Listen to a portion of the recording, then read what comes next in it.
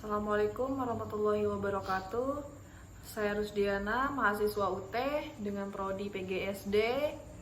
Video kali ini adalah video tugas 2 mata kuliah Pendidikan Seni di SD dengan tugas membuat karya seni rupa trimatra atau bisa disebut juga karya seni rupa dengan 3 dimensi.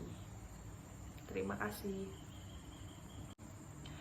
Untuk proses pembuatan karya seni rupa trimatra ini atau 3 dimensi, langsung saja ke video berikut ini.